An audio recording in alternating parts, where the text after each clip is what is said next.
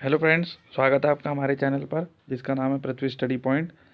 Class है engineering की और आज हम पढ़ने जा रहे हैं एक्स चार्ट और आर चार्ट को किस तरीके से ड्रॉ किया जाता है।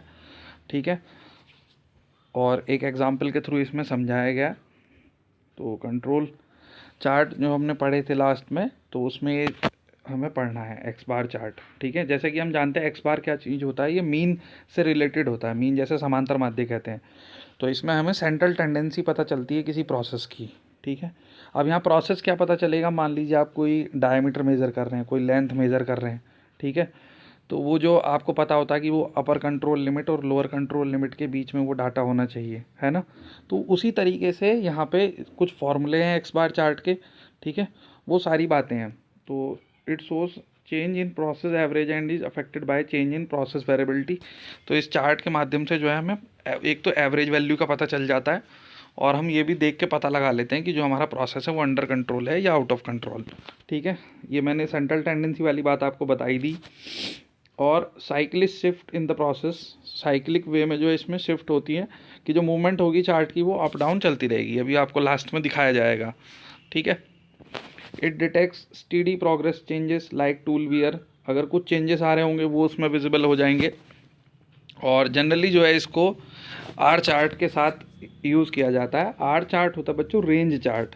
ठीक है, तो अभी रेंज क्या होती है, रेंज होती है मैक्सिमम जो भी आप मेज़रमेंट कर रहे हो। मान लीजिए आप लेंथ ही मेज़र कर रहे थे, तो आपने 10 पीस की चेक की, तो 10 पीस में जो सबसे ज़्यादा आई वो मैक्सिमम लेंथ हो गई, जो सबसे कम वैल्यू है वो मिनिमम लेंथ हो गई।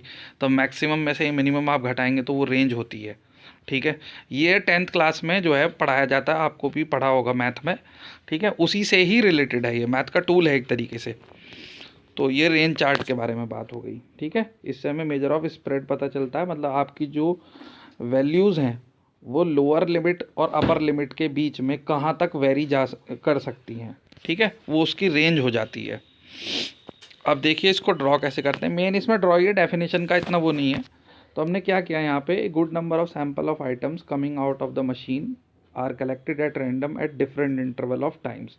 किसी भी मशीन के आउटपुट को जो है हम चेक कर रहे हैं। ठीक है, उसके सैंपल चेक कर रहे हैं, मेजरमेंट, और हम उसकी क्वालिटी चेक करेंगे। तो हमने for each sample the mean value and range is found out. ठीक है, तो मान लिया हमने कि किसी सैंपल में 5 आइटम कंटेन है। ठीक है, 5 चेक कर रहे हो आप 5 बार। तो उस diameter are D1 D2 D3 D4 D5। आपने एक कोई मशीन पे सभी कीजिए, जैसे टर्निंग हो रही है, तो किसी शाफ्ट का डायमीटर आप मेज़र कर रहे हैं तो 5 बार मेज़र करेंगे। ठीक है, तो सैंपल साइज़ कितना हो गया आपका, 5 हो गया। तो सैंपल एवरेज जो आप निकालेंगे, तो ये समांतर माध्य का फॉर्मूला आपने पढ़ा है मैथ में कि sum of all terms upon number of terms. ठीक है, तो D1 plus D2 plus D3 plus D4 upon, और जितनी नंबर ऑफ टर्म है 5 है तो 5 आ गया, 10 होती तो यहाँ पे 10 आ जाता।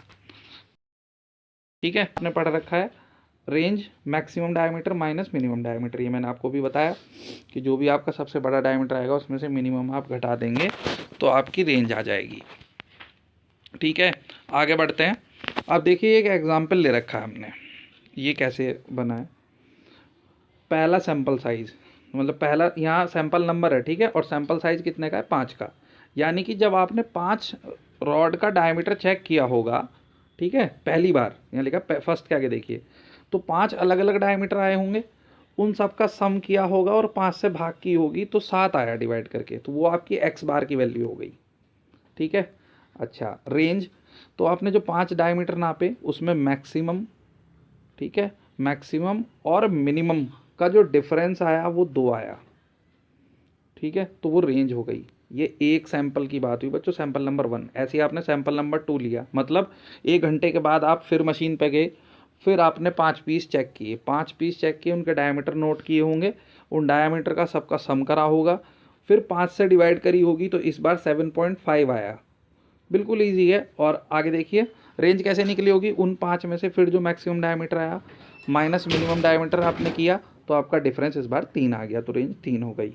ऐसे ही फिर 1 घंटे बाद आप गए, आपने फिर चेक किया, 5 डायमीटर लिए, उनका सम किया, 5 से डिवाइड की तो 8 आ गया। ठीक है, और मैक्सिमम और मिनिमम का डिफरेंस किया तो वो 2 आ गया। इसी तरीके से ये 5 बार हमने प्रोसेस किया और यहाँ पे डाटा इस तरीके से लिख दिया।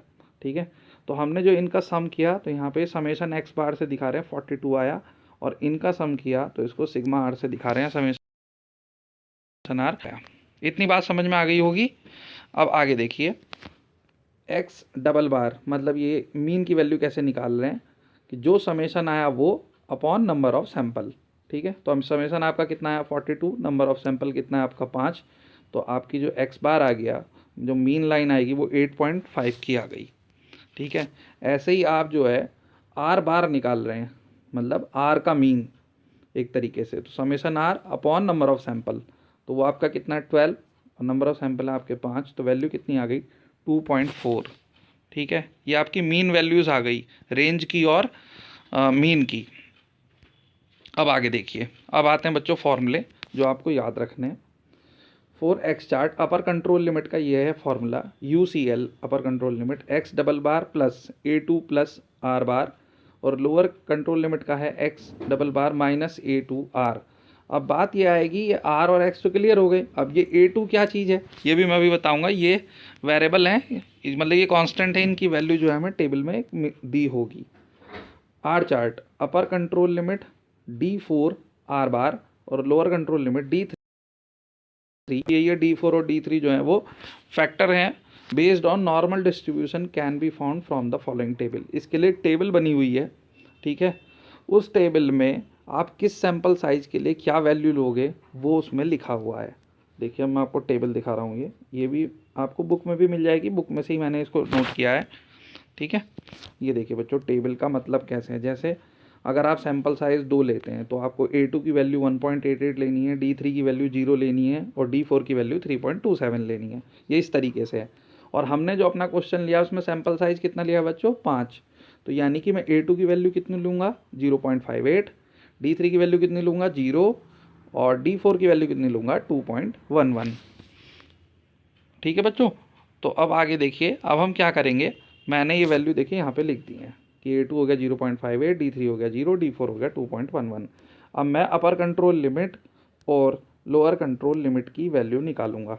तो UCL देखिए अभी फॉर्मूला लिखा था x double bar plus A2R। X double बार की वैल्यू हमने 8.5 निकाली थी, मैं आपको ऊपर दिखा देता हूँ, PDF है ये देखिए। ठीक है, अगर आप साथ साथ नोट करते हैं तो और भी अच्छा है, फिर आपको ये क्वेश्चन बहुत आसानी से समझ में आ जाएगा। कॉपी में कर लेंगे तो बहुत अच्छा है। फिर A2 अभी आपको बताया ये 0.58, ये देखिए, और आर बार की वैल्यू हमारी 2.4 आई थी, इसको सॉल्व करेंगे 9.892। तो ये हमारी बच्चों अपर कंट्रोल लिमिट आ गई एक्स बार चार्ट की, जो ग्राफ में बनानी होगी हमें। इसी तरीके से लोअर कंट्रोल लिमिट निकाली जाएगी, एक्स बार की वैल्यू 8.5, A2 की वैल्यू 0.58, आर बार 2.4, वैल्यू आई 7.108। तो ये हमारी UCL और LCL आ गए बच्चों। ठीक है, अब आते हैं रेंज चार्ट की लिमिट निकाल रहे हैं, जिसका फॉर्मूला ये है UCL इक्वल D4 आर बार। तो D4 की वैल्यू कितनी थी अभी देखिए बताया 2.11, ये वैल्यू पुट कर देंगे, आर बार की वैल्यू 2.4 है तो यही 5.064, ये UCL की वैल्यू है आर चार्ट के लिए। और इसी तरीके से आप LCL की वैल्यू निकालेंगे जो आई 0। ये सारा काम वैल्यूज़ निकालने का हो चुका। अब बात आती है चार्ट को ड्रॉ करने की। अब उसको देखिए ज़रा, तो चार्ट को ड्रॉ करने के लिए मैं आपको पहले एक करके बताता हूँ। मैंने वैसे दोनों यहाँ बना दिए हैं पैरेलल में, तो आप थोड़ा देखिए। इधर आपने सैंपल नंबर लिख लिया 1 2 3 4 5, इधर आपने सैंपल एवरेज लिख लिया एक्स बार 1 2 3 4 5 6 7 8 9 10।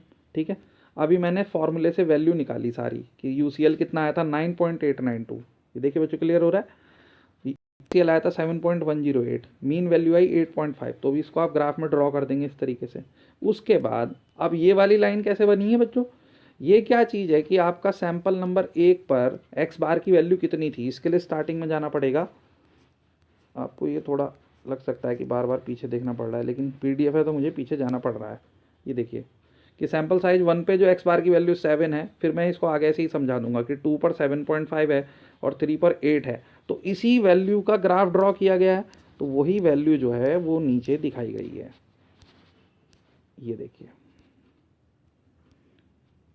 ठीक है, कि 3 पर जो है 8, 4 पर ये, और 5 पर ये। तो इस तरीके से आपका ये एक्स बार चार्ट तैयार हो जाएगा। मीन की वैल्यू 8.5 आई थी एक्स डबल बार की, वो हमने यहाँ दिखा दी है। तो ये हमारा एक्स बार चार्ट ड्रॉ हो गया बच्चों। बहुत आसान है, फॉर्मूले याद रखने, टेबल बनी हुई होगी, ठीक है। इस तरीके से ये ड्रॉ करते हैं। अच्छा, रेंज चार्ट भी देख लीजिए, सैंपल नंबर लिखेंगे इधर, और आप रेंज लिखेंगे। रेंज की भी अपर कंट्रोल लिमिट निकाली थी हमने 5.064, अभी दिखा देते हैं, देखो ये रही, ठीक है। और LCL कितना था 0, तो ये रहा 0। मीन कितना था 2.4 शुरू में निकाला था। अब इसमें भी वही चीज़ है कि सैंपल नंबर 1 पर आपकी रेंज कितनी थी, 2 थी।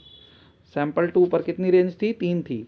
फिर 3 पर 2 थी, फिर 4 पर 2 थी। ये ग्राफ हैं जो हम 10th क्लास में भी ड्रॉ करते थे, 9th में भी ड्रॉ करते थे, उस तरीके से ड्रॉ करते हैं। जैसे नंबर एक तरफ एक्स एक्सिस और वाई एक्सिस पर कोई डाटा ले लेते हैं, ये तो वो चीज़ है, ठीक है। तो ये हमने इस टेबल का ग्राफ बनाया है। ये यहाँ पर जो थी स्टार्टिंग में, ये वाली बच्चों, ये आर की वैल्यू, और ये हमारा सैंपल नंबर, ये हमारा सैंपल नंबर हो गया, ये हमारी रेंज हो गई। एक चार्ट हो गया सैंपल नंबर और आर का रेंज चार्ट, और एक हो गया हमारा mean chart, x bar chart. तो ये बच्चों जाते हैं। उम्मीद करता हूँ आपको समझ में आए होंगे। समझ में आए हो बच्चों तो वीडियो को लाइक ज़रूर कर देना। और अगर पहली बार में कोई डाउट रह जाए तो अगली मतलब आप क्या करना, कॉपी लेकर बैठना और जैसे जैसे मैंने वैल्यू लिखी है आप इसको नोट करना क्वेश्चन को।